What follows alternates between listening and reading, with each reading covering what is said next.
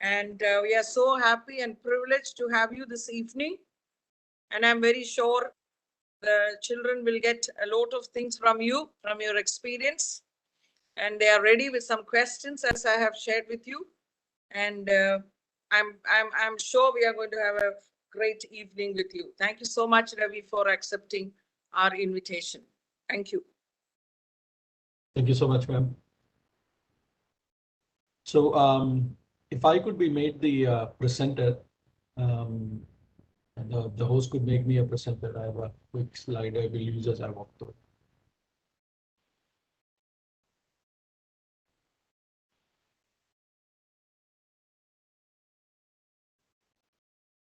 Thank you so much. All right, so just present my screen here. Can you see my screen? Not yet. Not yet. Okay.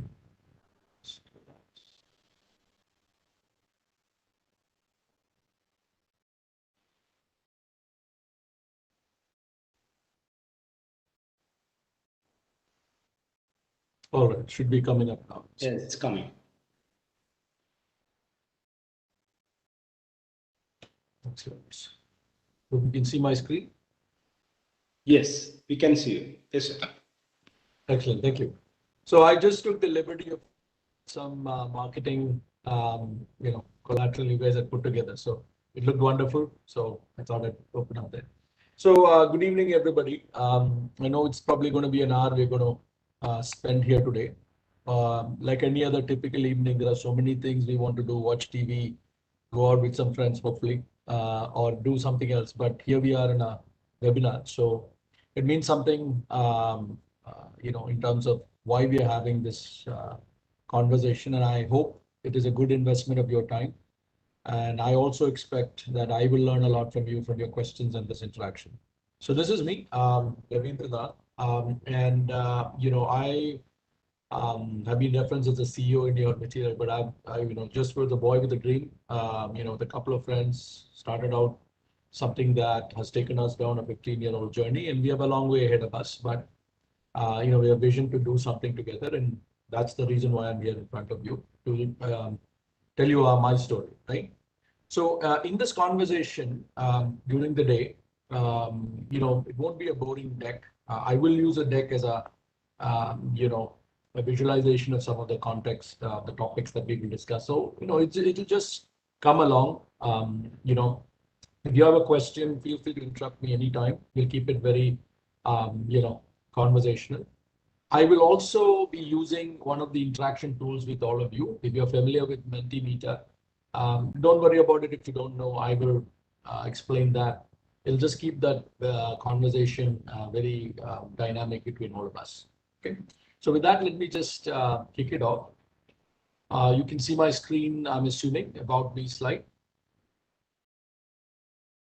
Can I get a confirmation? Can you see my screen? Yep. Okay. Thank you. So I'm basically based out of Cochin. I'm an alumnus of MA College, Kodamangalam, 98 batch electrical and electronics, and also did my master's at BITS Pilani. In my industrial experience, about 23 years in the information technology domain. I'm the co-founder, along with two of my partners, of two startups based in Kerala. And both of them serving the Japanese market. One of them is Spin Micro, as you can see, and the second, which is a product company, and we will talk more about that today. And the second one being a company called Innovature, which is into the traditional IT services segment, again for Japan.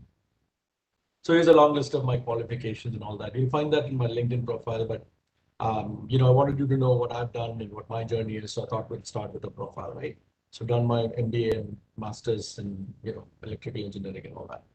So enough of me. Let's quickly look at what you guys are trying to get from this meeting today. As I said, all of you could have been in different places, but you're here. So if I could take a minute, I could ask all of you to go to menti.com and just type in this code. That's the only thing you've got to do. So folks on the line, if you hopefully you're seeing this, kindly go to this URL that is on the screen, menti.com, and just type in this number 6524-4078. And while you guys do that, let me so that you can see what is it that you guys have.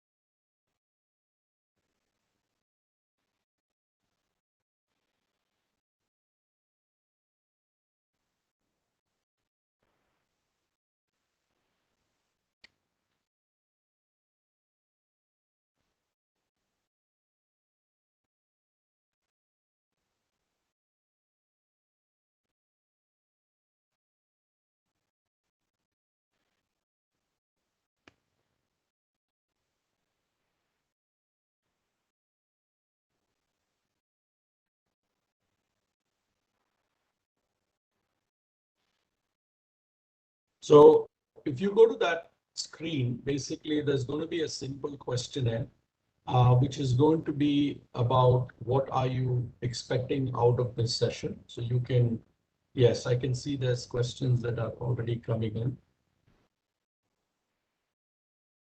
So let me share that screen so you can see what I'm seeing.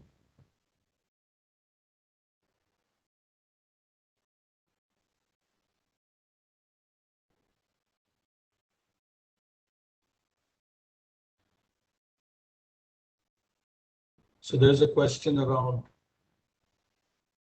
how have you started the business? What was the seed thought and how are you able to grow it so good? Okay, so question. Let me, for the benefit of you all, let me just share what I'm seeing so you can see. Okay. I hope you're not having technical issues.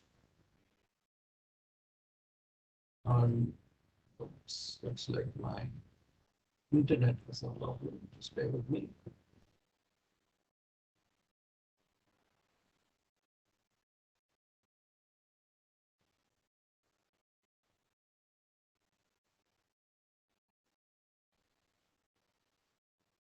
As it is with technology, lets you down when you need it the most, right? Okay, here we go. So we're back up. I think this is one question I have. Okay, there's more questions coming in. Excellent. Your experiences related to the problems and how you overcame that. Okay. Just think through, whatever comes to your mind. We might have a lot of questions, we may not have. And I know that there's been a lot of questions that has been shared with me, which we will talk through at the end of the session. So in case you missed out or if we have any other questions. We'll give it maybe 2 minutes. I'm sure some of you are typing in.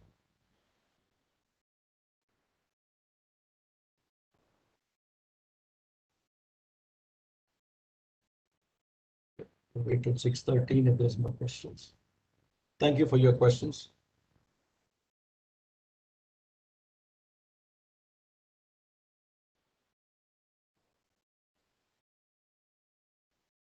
What are the strategies used for catering to the foreign market? Excellent. Oh, good. We have more questions coming now. Your experiences related to the problem and how you overcame that. Okay, this seems to be the same question. Okay, no worries. It's all about the business journey, I guess. The questions are about. Fantastic. All right, so we got 2 more minutes. Are you happy at this point of your life? Like, are you happy with the work you do? Awesome. And I hope you all can see the questions that are coming in, right? Excellent. Wonderful. So these seem to be about the journey and my own personal experiences. Wonderful. We'll definitely talk to that. We've got 1 minute left. So, and again, if we miss any questions, I'm sure that we can still voice over and discuss this. I will make sure that we touch on all these things.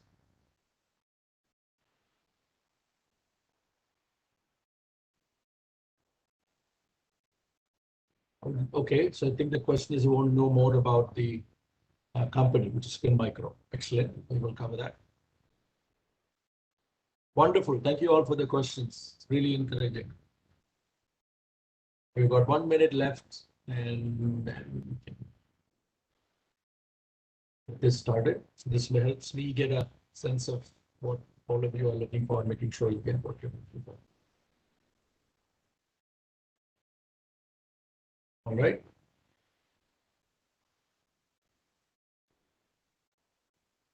Wonderful. So I think this is a good inflection point. Thank you all for the people who asked those questions.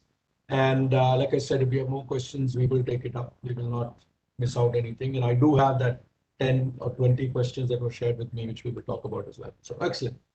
So let me just move this around here and we continue. So we got the expectations. We'll regroup.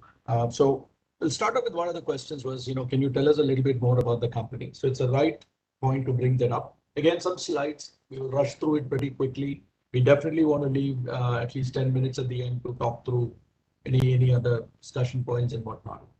So let me quickly talk to you about Pin Micro. So this is what Pin Micro is all about.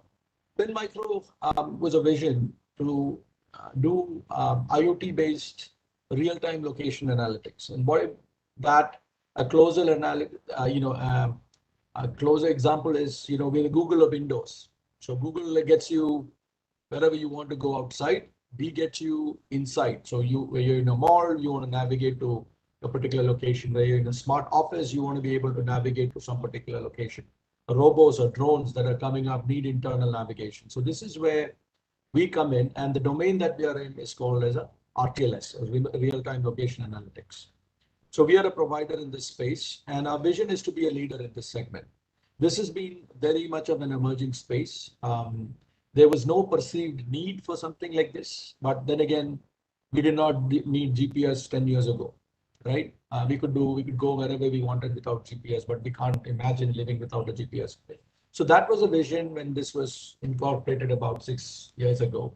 And like I said, the founding journey was about 15 years ago. And we focus on trying to build the best RTLS platform in the world. Here's a company snapshot. This is some pictures of our office and our team and all that. The core company, starting with innovation that I mentioned, was established in 2005. We have an innovation center in Cochin, and we have a dedicated office that is based out of Tokyo in Japan. We are about 60 strong in the product Pin Micro side, and as a broader organization, we are about 300 strong. Moving on.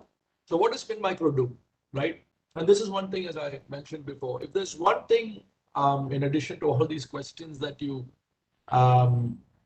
asked me, is at least what is IoT. You heard about something called RTLS. There is a company called Pin Micro that does that, and hey, it is based out of Kerala, right? So at least that's some piece of information.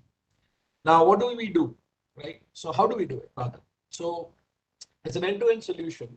So if you look at it on the left-hand side, where you can see my mouse move, we have hardware. So we have smart hardware that tags, cards, cloud-connected devices or environment sensors that basically work on something called IoT, or Internet of Things, which in other words is it does a measurement of something and brings that industrial data to the cloud for you to do analysis. So we've got hardware that we manufacture, and all of this hardware which senses this data sends it to the cloud, which is our proprietary environment, which is our Pin Micro platform, which runs on huge infrastructure, databases, and so on, and processes the data from the sensors in real time, and then finally visualizes it to the downstream app. So think of it, you have sensors processing data at large volumes, sending it to the cloud where it's getting processed in real time, and then you need to make a business view out of that data, right? So this is the simplest view of what we do at Pin Micro. So can you give me an example, how this all works? This is all fancy, but how does this all come together, right? So take a good example scenario for a smart office. This is very relevant. As I mentioned before, you did not really need a smart office before, but in the world that we are living in now, just like we are having a webinar instead of an actual discussion, there is a need now because nobody is going to have a full-time office. You're going to come in, come out. You need to be able to find people quickly. You need to be able to be safe in your workplace. You need to be able to get your job done as quickly as possible. And you might be working in a different office every day. So what is the key thing you need in all this is navigation, right? Positioning. You need to know where people are. So this is a good example. You have a typical office scenario. You have people coming in. There are smart devices that are, for example, taking your temperature, from a COVID perspective, whatever, doing a facial rec using AI.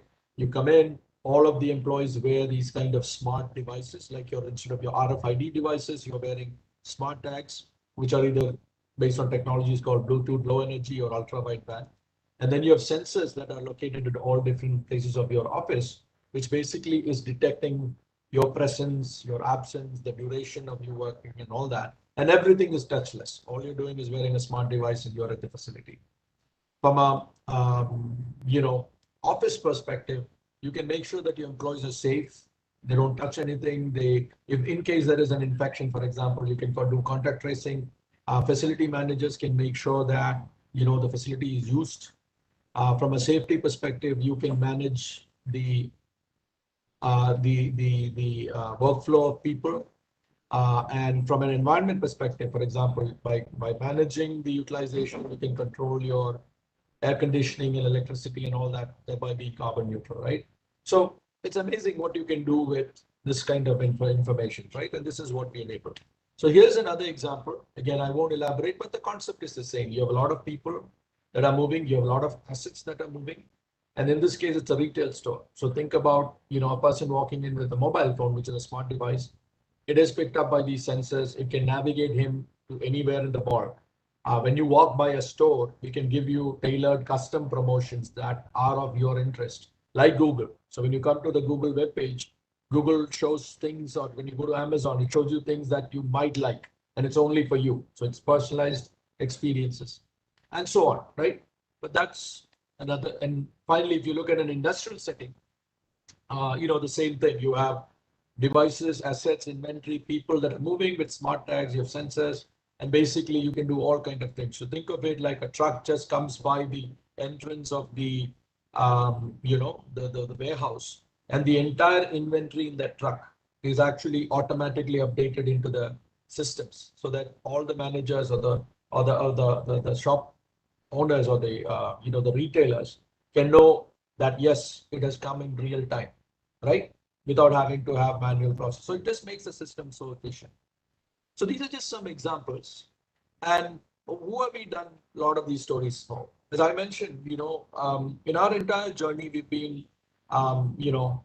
focused on Japanese customers for two reasons. One being that they are the fast adopters of technologies like this. It's a lot earlier than when countries like India pick up. And the second thing is there's more of an appetite for using these kind of technologies. So you can see a roster of a lot of the companies that we serve, and a lot of them Japanese as well. We've been very successful. We all work hard, and I think that's the way that things have been played back to us. We've won a lot of awards along the way. This is some things around our recognition in the newspapers and so on. So with this, I think it's a good inflection point to talk about some of the questions that came up before.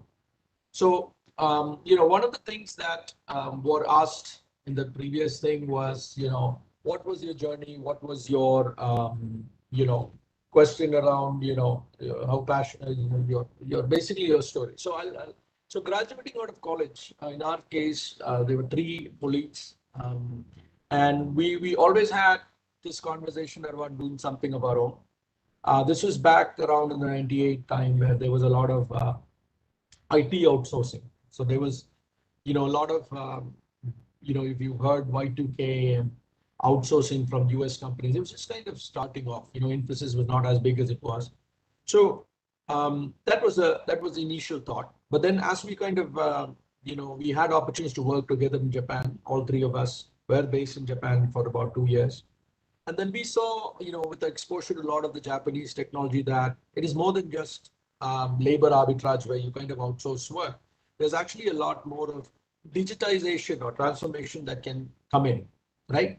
And so that's how we started our organization. It was a 5-people startup. Back in the day, the word startup was not very common. There was not so much of a appetite for it because it was just outsourced large companies and all that.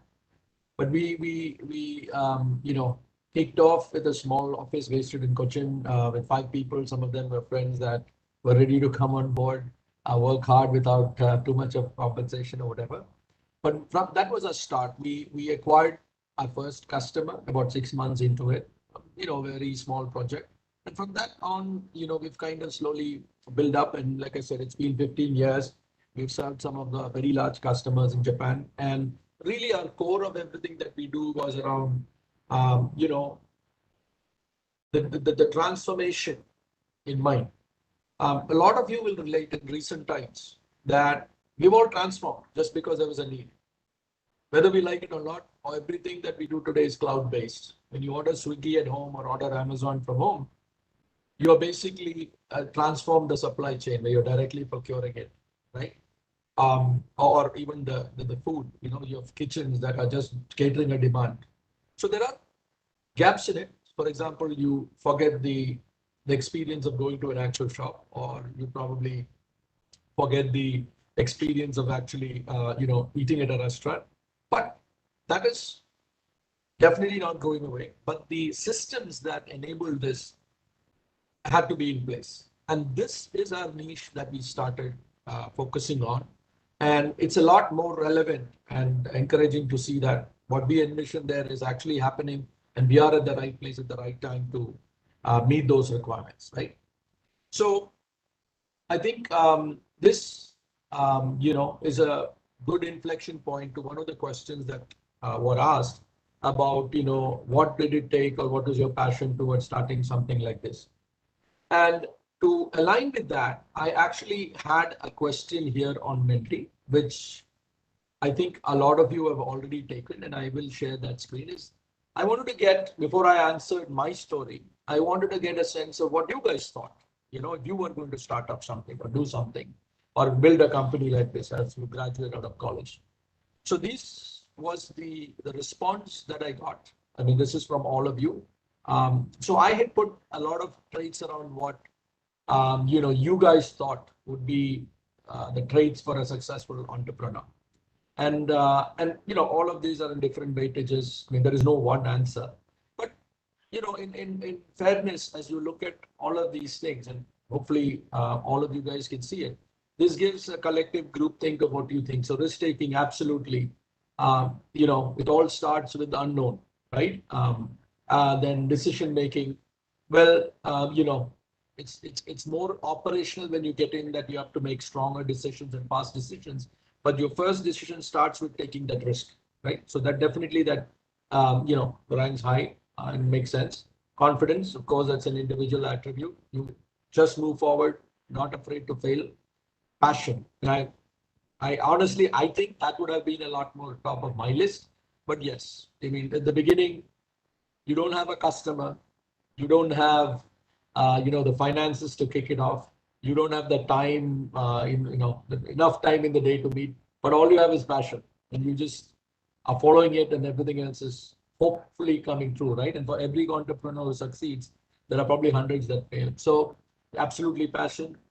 Financial management, yes, it becomes, in the beginning, there's no financial management, of course, you're just following your passion. But later on, absolutely, it becomes important. Creativity, and then 7th, your persuasion skills, absolutely. And the first one that really happens is when you want to sign up your first customer, right? Because nobody wants to be your first customer. So you have to have that persuasion. That's the only thing that sells, to bring them on board. And then you have your trust and you build on it. Technical skills, absolutely. And I think it's ranked well. It is, people buy from people. People don't buy from technology, right? So it's about who you know and how much they trust you. So absolutely, it can be a little bit more lower. Agility and adaptability, absolutely. And I would tell you that maybe 15 years ago when we had the startup, maybe it was not that important because things were very monolithic. technology was not changing that fast. So, you could have the luxury of time on your hands to slowly change. Whereas today, technology is changing so fast, and those users are demanding a lot more. People need more in less time. So absolutely, in today's world, I would think agility would go a little bit up there. Um, Vision, I think, to be honest, way up there. I would probably put that as the second or third. Is at the end of the day, when you start out, like you have a passion for doing something, but the only thing you have is a vision. And when I laid out my earlier slide to you, which is why I thought our vision was important, is we wanted to be the best in that particular domain. That was our vision. And we had nothing to get there. It took us 15 years, and really the RTLS piece was in the last 6 years. But that was our vision, and we have a long way to go. But right now, it's like we're ready to take off. The plane is ready, because you know what? There's a need for people to fly. So we are at that point. So we've got a lot more to go. But there was a vision, and I think that would, in my personal opinion, I would have been ranking a little higher. So thank you all for your feedback. And why I went through this exercise was to kind of, let you have your own view of what would it take if you are going to start. And I think the feedback seems to reflect that, the right priorities are there. So excellent. And like I said, when I moved a few things up and down, that is just my perspective. Every individual is just different. Every business is different. So like I said, there's no right or wrong answer, but thank you so much for your feedback. Okay, so sounds good. So we kind of did that. Now what I'm going to do is quickly, come back to your set of questions. Hopefully you can see my screen again. Please do let me know if I'm not audible or if I lose you. I'm just going in the dark here. So can you confirm that you can see the questions, Dr. Jiddu? Excellent. So what I've done is, for the benefit of the entire group, I've just pasted all the questions that I have. And I think there's two that we didn't cover from the previous slide. So the first question was, the CEO searching for employees who hold great passion for what they do. So basically, other than the passion of running the company, what are you passionate about, right? So again, it's all personal opinion. In my case, it was very simple. We just want to be, really happy doing something. It's not that you're unhappy doing other things, but there's no much happiness as, like I said, when friends got together, we had a vision, and we just wanted to follow that, right? We were young. We had, we were lucky. We were healthy. We were lucky. We had good friends that shared a vision. So that was the one thing. And as happiness is easily said than acquired, because it's a continuous race towards being happy. So that's something that is, if you ask me, that's the most passionate thing that matters in what we do. So being happy about what you do, it is happy about making your customer happy. It's about, failing and trying hard and then succeeding. So continuously, I think that's the one passion in the simplistic term that drives, at least from my perspective. Second thing is, every company leader measures success. What are you most proud of regarding the company? So again, real world analogy. It's like your kid learning to walk. It's about them learning to run. It's talking this first, word or whatever. So this is exactly the pride with any, and it's not just me. I'm sure any entrepreneur or any startup will tell him is that when you had a vision, that was the only thing you had, right? You did not know in hindsight that you would have 300 employees and a 15-year-old company and a lot of customers. There's nothing. So, every point where you have an accomplishment that just turned something that was abstract into a real, finite, tangible thing is a moment of pride.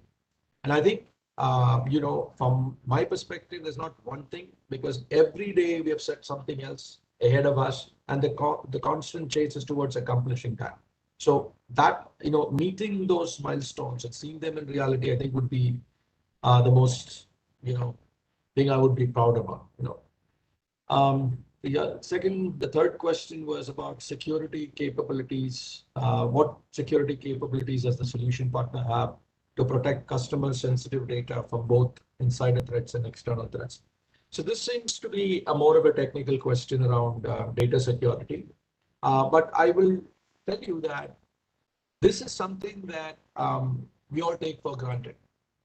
And it is so important that, people, just because they've kind of gone into this new data transformation phase, they will unfortunately learn the hard way. Although we wish everybody takes care of their data carefully and so on, people don't. And they never had a need to, and they would never think, like, if you ask people where is the safest place to keep gold, they'll tell you put it in a locker, right? But if you ask them about data, they'll say, why with data?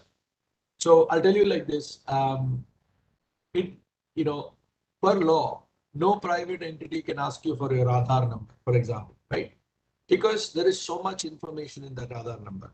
Maybe not now, but as things go, you'll be a number. That's the unfortunate part of it. So who all has that information is something you have to be very careful about, And by law, I think other than government purposes, no other place you are mandated to give Aadhaar. In fact, Supreme Court made that clear, right?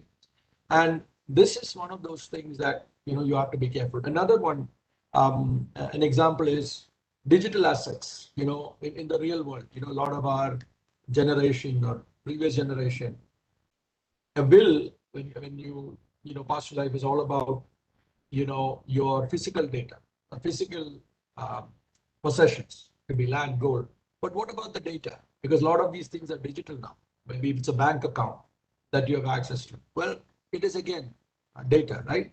So the point is, data is so important in the current day that one, you have to be aware of the fact that it is something that you need to protect carefully. And second is that you need to have an absolute sense of who you are sharing with. And this is where the question becomes relevant, is because you could have insider threats and external threats. And for the broader group, if you look at the PIN micro example, we handle a lot of customers' data. We probably know where an individual is in a particular company. Now that is private information. You do not want that to be shared with external people, right? So from a platform perspective, absolutely. It is part of a standard operating model that, we have to protect a customer sensitive data. And it starts with knowing what that sensitive data is. And if you look at a lot of the privacy laws and stuff that are coming up, every government, so Europe was the first to implement tough privacy laws. US followed suit, Japan and some countries have. India, unfortunately, does not have a law, but it was delayed because of COVID. It's going to come next year.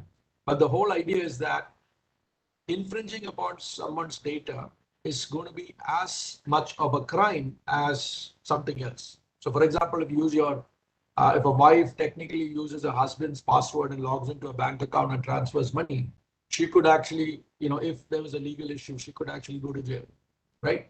So on. So short answer to your question, we do, and customer sensitive data is absolutely to be protected both from internal and external sources. So I know I digressed a little, but like I said, the point I wanted to stress with you, given this question, was to be absolutely aware of the data that you handle in your personal life as well, digitally. All right, next one is a little technical about iOS development. So the question is like, is there any, since iOS development can be arduous, can there be some tips for aspiring iOS professionals?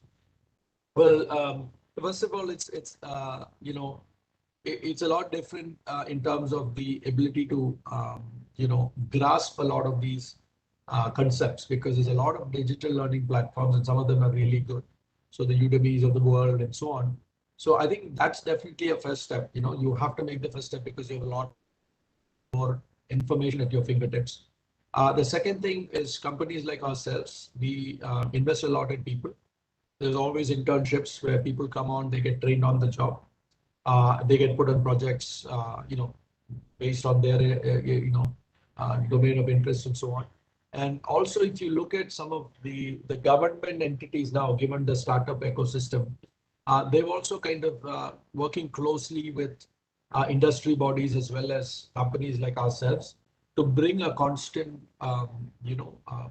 stream of trained people, right? Or freshers for that matter, but on certain tracks. So it could be a mobile track or whatever. So I think as an I know the question was about iOS development, but it is no different from one platform to the other. I would just say that the first step starts with you. And, if I had one tip, that would be just look around for the wealth of information that is available for you right away, and make that first step. All right. How easily can solution partner integrate with an enterprise content system, uh, with other internal or third-party systems? Again, technical. So, if there's anyone not technical, please do try to ask me a question. But the essence of this, whether it's an enterprise content system or anything, we are in a connected world. So, like what we do at Pin Micro, for example, we provide the indoor location, but our data is actually consumed by some other system, right? So that is the core of every system that you build, is that it should play well with something else. And everybody builds the system that is their domain of expertise. So if you're looking at our platform, for example, all of our infrastructure is on either Amazon or Microsoft. They are very good at running their infrastructure as a platform. We use it, but it plays well with our software. Similarly, if you have your enterprise content system, it has to play with another system. So think of it, a good example that comes is when you go to a lot of these documents, you have to do digital signatures, for example. So let's say if it's an enterprise content system and you have documents that need to have digital signatures, you're probably integrating that with a platform that does this digital signature as a service, right? So absolutely, to your question, it should integrate. And the way that a lot of these systems get built today are by definition with endpoints called APIs or application program interfaces that help connectivity between the different systems. So to give you a more realistic example, if you are building a house today, you probably will have a USB port that you will build it. If you go to an older home, you will just have a PowerPoint. You'll never have a USB, right? And in the USB port, you could plug in anything. It could be a phone, it could be a power bank, whatever. So the same concept is that software today expects that these kind of interoperability is built into it to play well with other systems. All right, question 6 is about IoT and AI. With IoT and AI automated repetitive tasks, do you think we will run into an employment crisis in the unskilled labor categories?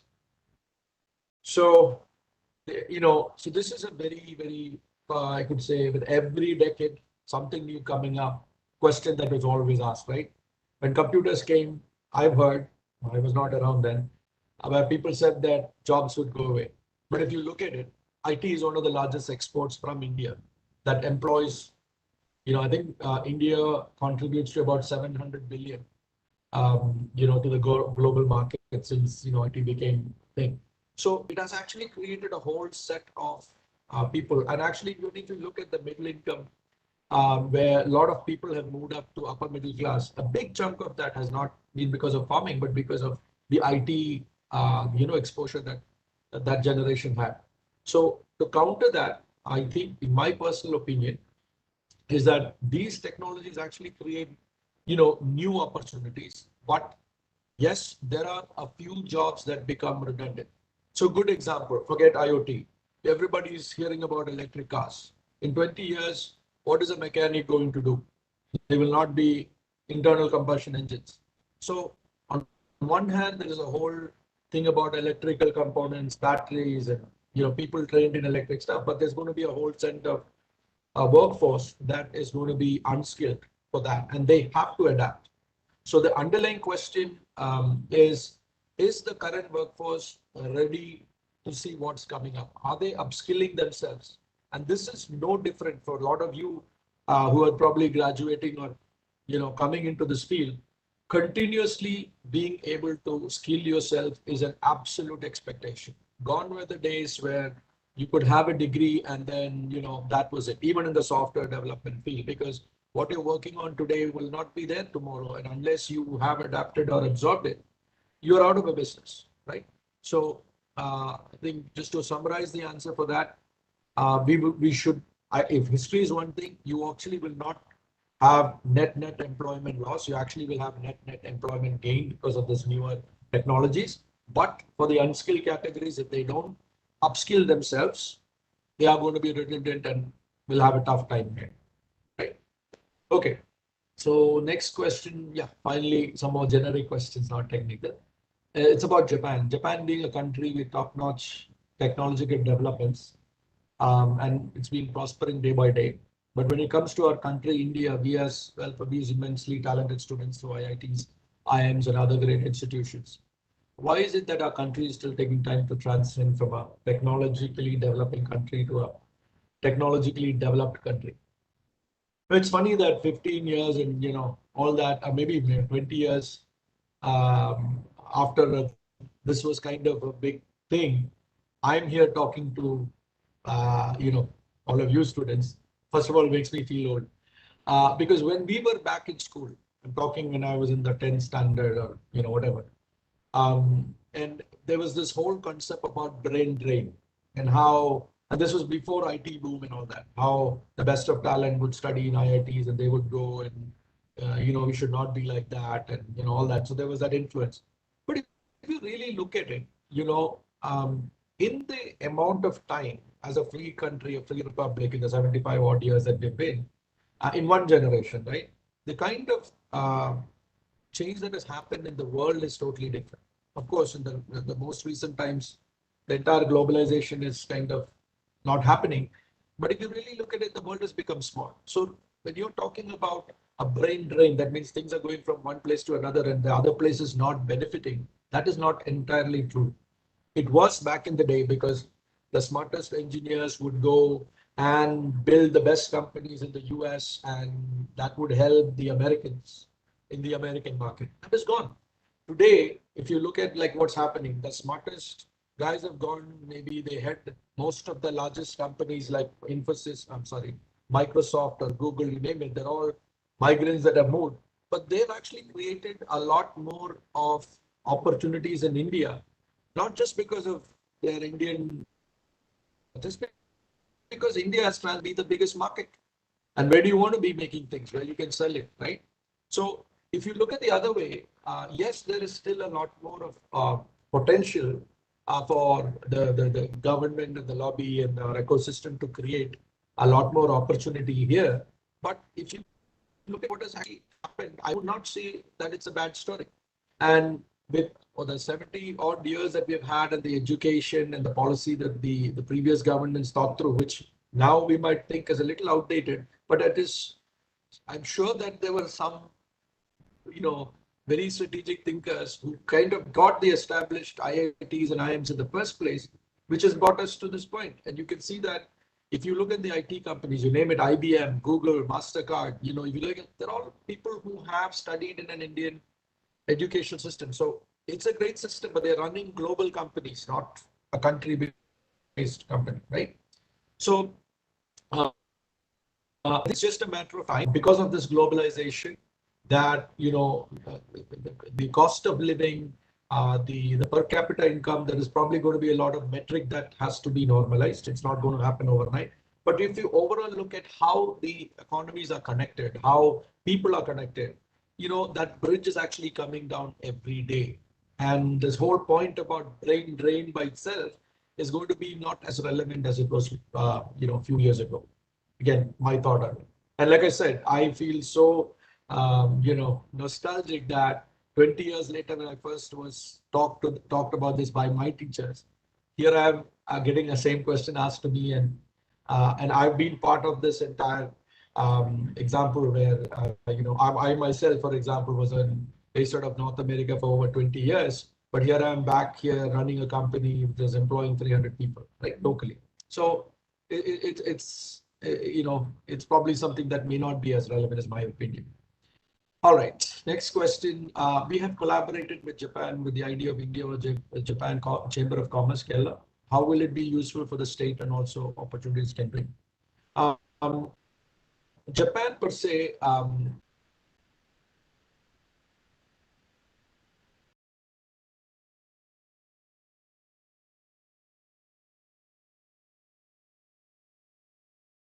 People ask why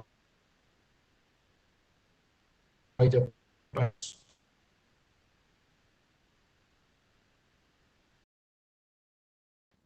The technology has been dominated by Western countries that speak English. So the adoption has been faster. But if you go to Japan, for example, everything is Japanese. And I tell this to people, like, for example, if you take any language in India, for example, in a lot, I'm assuming a good chunk of the people here are Malayalis. For example, a word like electricity, right? We just say, not electricity, a switch or a subway. It's an English word. But if you go to Japan, everything, there is a Japanese equivalent. So what that means is in their engineering, in their documentation, in their day-to-day business, it's all, you need to know the social norms of the country. And that makes it very hard to operate in that market. And in spite of being the second largest economy or whatever, they've been successful to operate without having to change or be anglicized. So to this question, my answer is that there is so much of opportunity in Japan. And it's one of those things where once you cross past the cultural hurdle, and we, for example, as a company, taken a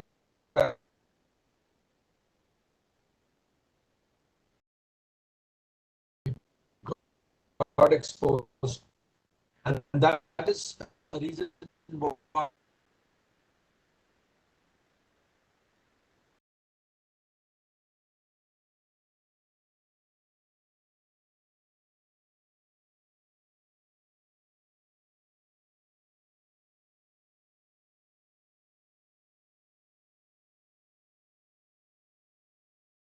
but where respect is due, they allocate it to the right people because they have a lot of respect. If somebody is better than me, you guys are good at it, right? And that's how Indians are positioned.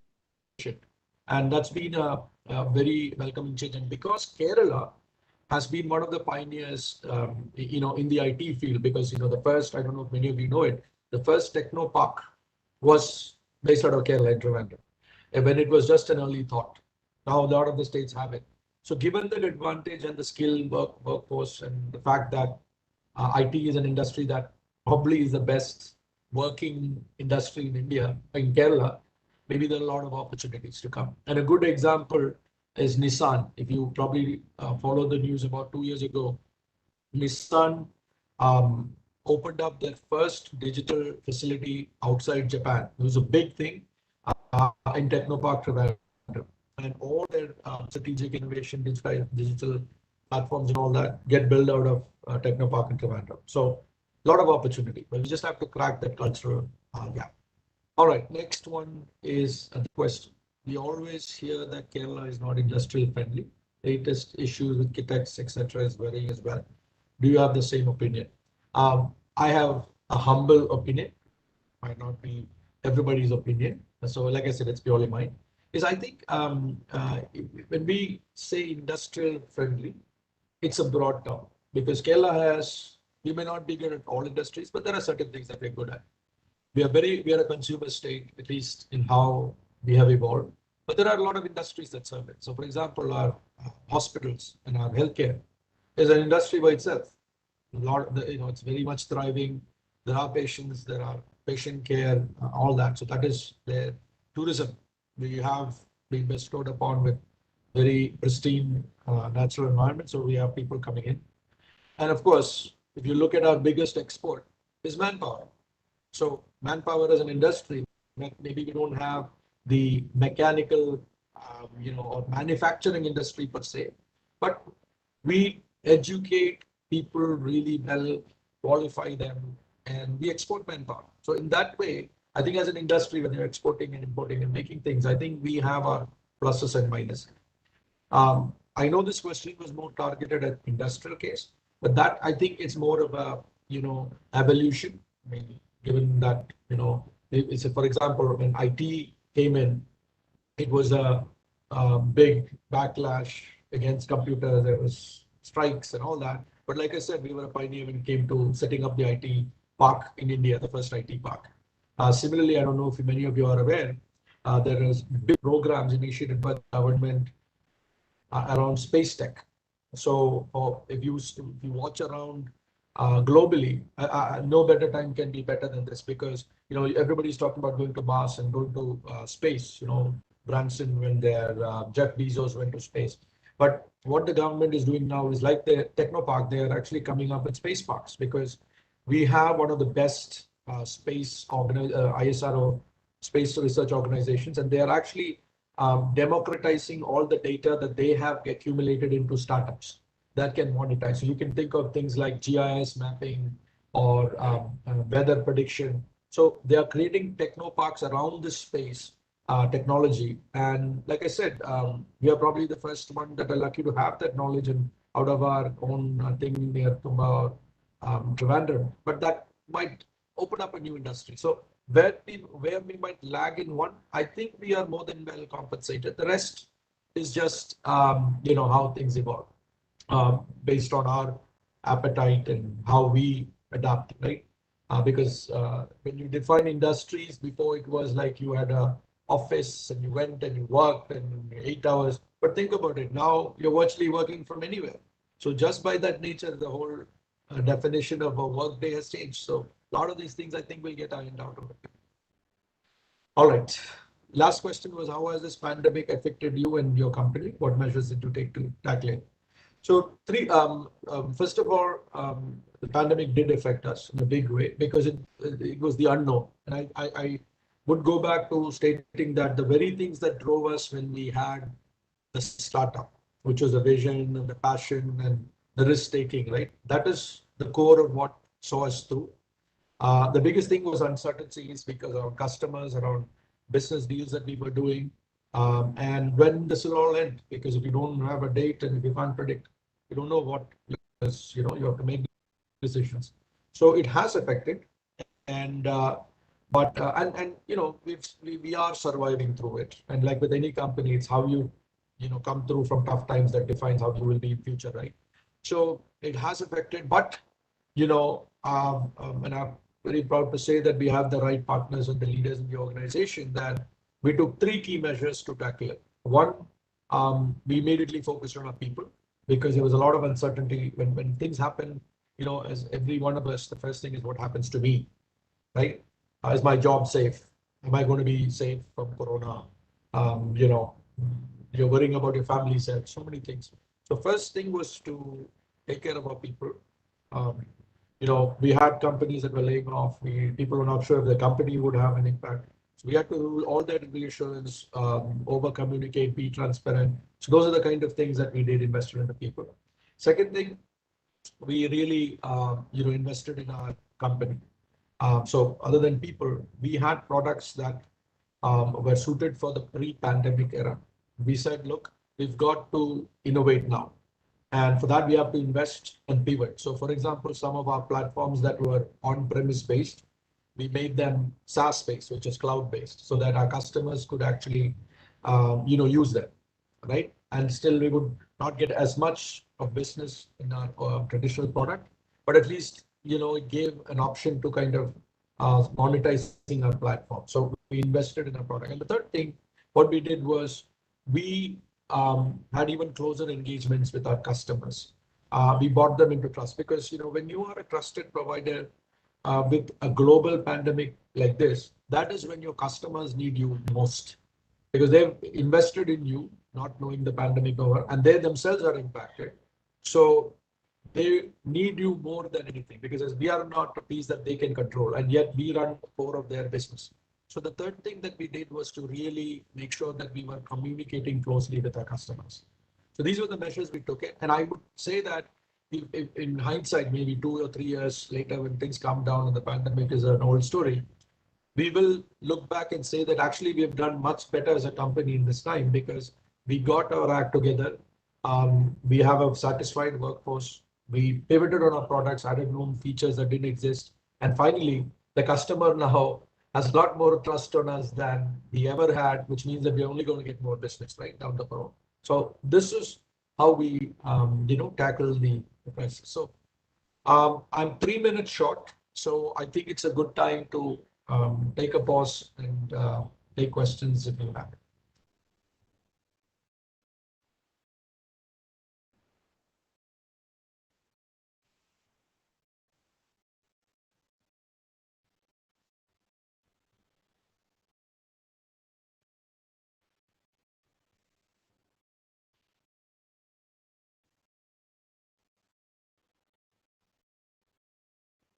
Hello. Hope you guys are still there. Yes, sir, you're audible. Yeah. So there are questions. I'm just checking if I missed any of your questions. Experiences. Yeah, I think we've answered all of your questions as well. So.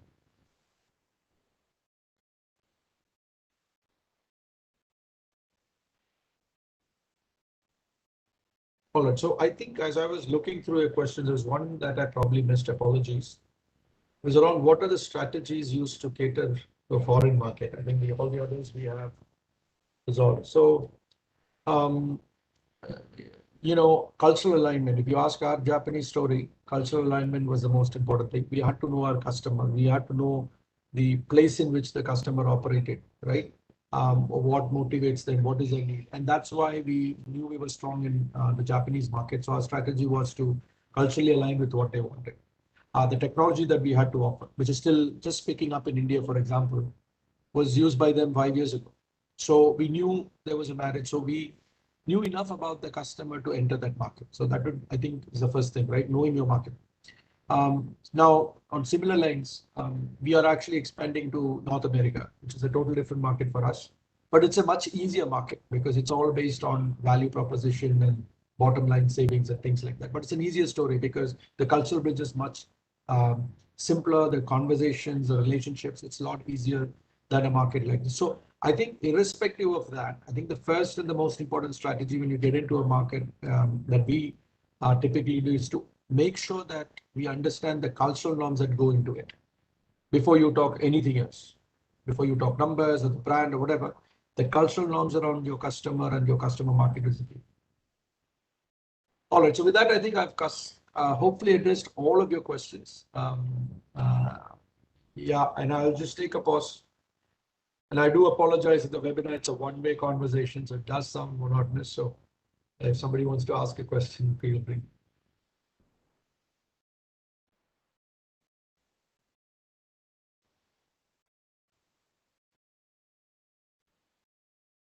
It's 7 o'clock.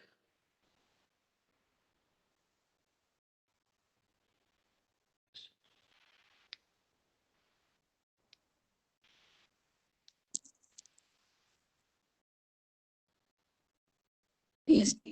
Dear students, is there any question? You can ask the question right now.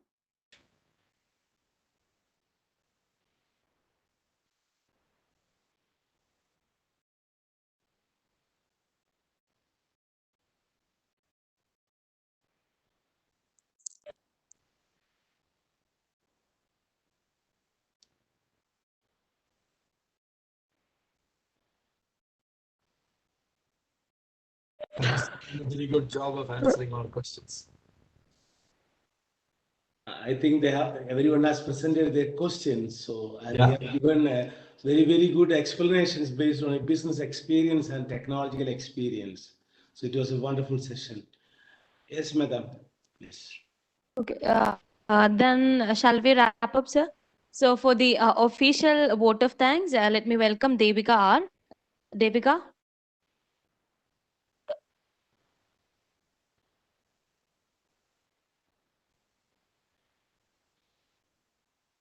A very good evening to all. I am Devika R. It gives me an immense pleasure to deliver the vote of thanks of this event to all the dignitaries assembled here. I would like to thank our honorable chief guest and resource person Ravindranath Ange Veetil, who honored ideas. I would like to thank our beloved facilitator, Ravi DC, leading and inspiring us to conduct the webinar. Thereupon, let us conduct the webinar. This upon let me thank respected Professor Dr. M. Ramachandran, Dean DC School of Management Studies, Professor Siriak TM, Dean DC School of Architecture, Professor Dr. Srikanth SP, Director and Principal of DC School of Management, Ragaman, Professor Dr. Jayashankar Prasad, Director and Principal of DC School of Management, Trivandrum, Professor Agil Vijayan, Vice Principal, DC School of Management, Ragaman. I thank for the enthusiastic support. I also thank Ms. Asha Fen, Corporate Relations Manager and Student Counselor of DC School of Management, and the coordination team of Webinar 2.0, the energetic panelists, and all the distinguished faculty members of DCS family for organizing this webinar for us, and also thank all the students participated here. Last but not least, I thank our beloved fellow DCNs for making this event a grand success. Once again, I thank all the people present here. Thank you. Thank you so much. It's been such a pleasure. And, I've learned a lot as well. Hopefully, at least, in terms of what this batch does and all that from Asha ma'am. So I'd really, even post the conversation, if anyone wants to reach out, connect with me on LinkedIn, please, absolutely free. If there's any question that has not been answered, or maybe you want to give a quick shout out or whatever, please feel absolutely free. It's been such an honor and a pleasure. And thank you all. I know a lot of people work behind this